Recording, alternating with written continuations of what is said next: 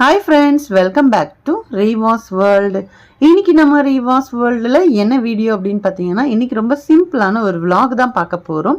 So இது வந்து தைப்பூசத்து அன்னைக்கு எடுத்த விலாகு. ஸோ காலையில் எப்பயும் போல் வாசல்லாம் க்ளீன் பண்ணிவிட்டு சிம்பிளாக ஒரு கோலம் வந்து போட்டுட்டு லஞ்ச் அப்புறம் டிஃபன் எல்லாமே ப்ரிப்பேர் பண்ணி எல்லாரையும் பேக் பண்ணி அனுப்புனதுக்கப்புறமா வீட்டில் சாமி கும்பிட்றதுக்கு வேல் அபிஷேகம் வந்து இன்றைக்கி பண்ணலாம். ஏன்னா தைப்பூசம் அப்படிங்கிறதுனால இன்றைக்கி வீட்டில் இருந்த பொருட்கள் பார்த்திங்க அப்படின்னா பால், கொஞ்சம் தேன் இருந்துச்சு, திருநார் இருந்துச்சு. ஸோ இது மட்டும் வச்சு இன்றைக்கி சிம்பிளாக ஒரு அபிஷேகம் வந்து பண்ணிவிட்டு சாமியெல்லாம் திருப்தியாக கும்பிட்டுட்டு அப்புறம் கோயிலுக்கு கிளம்பணும். கோவிலுக்கு நானும் என் பொண்ணு மட்டும் தான் கிளம்பணும். ஆஃபீஸ் லீவ் போட்டு அவங்க மட்டும் என் கூட ஜாயின் பண்ணிக்கிட்டாங்க. போன நேரம் பார்த்திங்க அப்படின்னா கரெக்டாக விளக்கு பூஜை எல்லாமே இருந்துச்சு.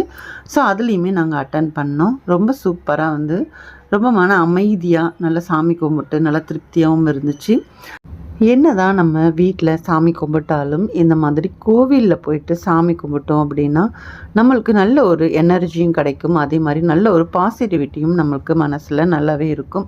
ஸோ நல்லபடியாக சாமியெல்லாம் கும்பிட்டு முடித்ததுக்கப்புறமா அன்னதானம் இருந்துச்சு. அதனால சாப்பாடுமே நல்லா வாங்கி சாப்பிட்டோம். நல்லா திருப்தியாக சாப்பிட்டுட்டு அப்புறம் வீட்டுக்கு கிளம்பிட்டோம். ஸோ வீட்டுக்கு வர வழியில் பார்த்திங்க அப்படின்னா ஒரு கிஃப்ட் ஷாப் இருந்துச்சு. பொண்ணோட ஃப்ரெண்டுக்கு வந்து கல்யாணம் அப்படிங்கிறதுனால சரி ஒரு கிஃப்ட் வாங்கலாம் அப்படின்னு சொல்லிட்டு போயிருந்தோம். ஸோ அதனால் நிறைய பார்த்துட்டு எங்களுக்கு பிடிச்ச மாதிரி ஒரு கிஃப்ட்டை வந்து செலெக்ஷன் பண்ணிவிட்டு வாங்கி அதையுமே நல்லா பேக் பண்ணி எடுத்துகிட்டு அப்புறம் வீட்டுக்கு வந்துட்டோம். அப்புறம் வீட்டுக்கு வந்ததுக்கப்புறமா போகும்போது நான் ஃபோட்டோ எடுக்கணும் அப்படின்னு நினச்சோம். ஃபோட்டோவே எடுக்கலை. ஏன்னா நம்ம அவசரமாக சாமி கும்பிட்டு அவசரமாக கோவிலுக்கு போனோன்னே சாமி பார்க்குறதுல நம்ம ஃபோட்டோ எடுக்கவே இல்லை. ஸோ அதனால் வந்ததுக்கப்புறமா சும்மா ஒரே ஒரு பிக் எடுத்தேன்.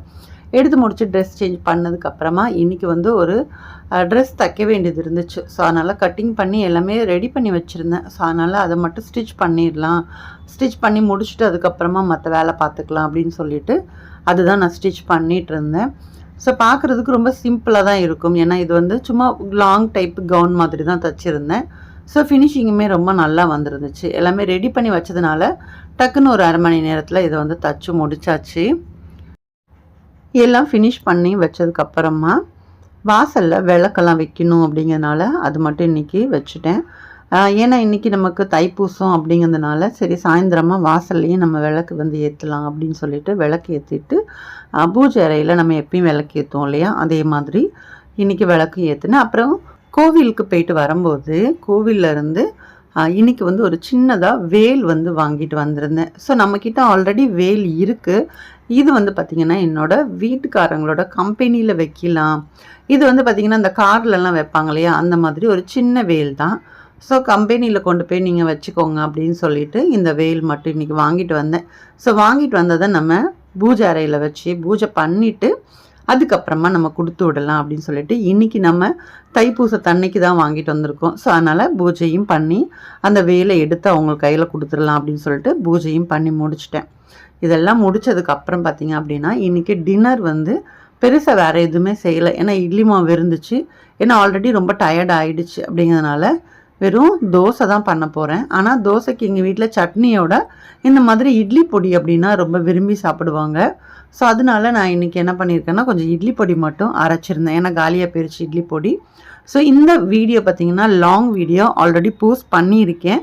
ஸோ தேவைப்படுறவங்க ஒன்ஸ் செக் பண்ணிக்கோங்க. அப்படி இல்லை அப்படின்னா கமெண்ட்ஸில் பின் பண்ணுறேன். இந்த ரெசிபி வீடியோ உங்களுக்கு தேவைப்பட்டால் யூஸ் பண்ணிக்கோங்க. ரொம்பவே டேஸ்ட்டாக இருக்கும். எங்கள் வீட்டில் பார்த்திங்கன்னா இந்த மாதிரி இட்லி பொடி செஞ்சு கொடுத்தா நல்லா விரும்பி சாப்பிடுவாங்க. அதனால தான் இந்த இட்லி பொடியை நான் அரைச்சி ஸ்டோர் பண்ணிப்பேன்.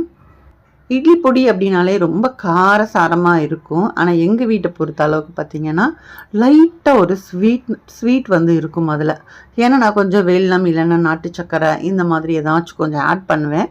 ஸோ அதனாலேயே என்னமோ தெரியல எங்கள் வீட்டில் வந்து பசங்களுக்கு ரொம்பவே பிடிக்கும். எங்கள் வீட்டுக்காரங்களுக்கும் கூட பார்த்திங்கன்னா இட்லி பொடி மட்டும் இருந்தால் கூட போதும். சட்னி சாம்பார் எதுவுமே தேவையில்லை, அழகாக சாப்பிட்டுட்டு போயிடுவாங்க.